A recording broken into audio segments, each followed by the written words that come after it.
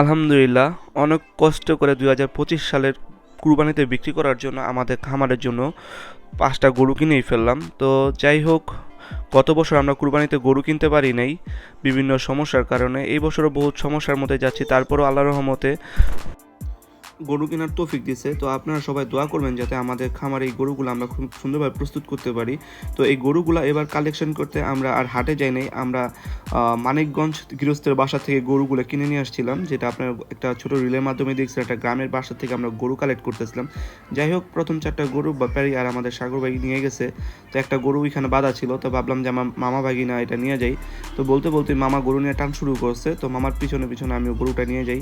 তো আলহামদুলিল্লাহ গরুগুলা খামারে ঢুকাইতে আসছিলাম, তো আপনারা দেখতে পাচ্ছেন। তো এইটাই ছিল সবার শেষে আমরা এই গরুটা খামারের ভিতরে ঢুকাইছি, যেটা আমি আর নিউটন মামা দুজনে মিলে নিয়ে আসতেছিলাম। তো আলহামদুলিল্লাহ গরুগুলা কেমন হয়েছে আপনারা জানাবেন, যে গরুগুলা কালার ঠিক আছে কিনা। যেহেতু আমরা হাটে থেকে ঘুরা ঘুরা গরু কিনি, এবার একজন মানে গৃহস্থের বাসা থেকে গরু কিনছি মানিকগঞ্জ 2টা 3টা বাড়ি দেখা। তো গরুগুলা মোটামুটি পছন্দে কিনছি, একদম অনেক বেশি পছন্দ হয়েছে এরকমও না। যাই হোক, সবাই আমাদের গরুগুলার জন্য দোয়া করবেন যাতে এগুলাকে আমরা খুব সুন্দরভাবে আগামী কুরবানির জন্য প্রস্তুত করতে পারি, আর এগুলো যাতে খুব সুস্থ স্বাভাবিক থাকে সেটাও জন্য দোয়া করবেন। তো আজকে ভিডিওটা এই পর্যন্ত, সবাই দোয়া করবেন আল্লাহ তাআলা যাতে আমাদের খামারে বরকত দান করে। আলহামদুলিল্লাহ।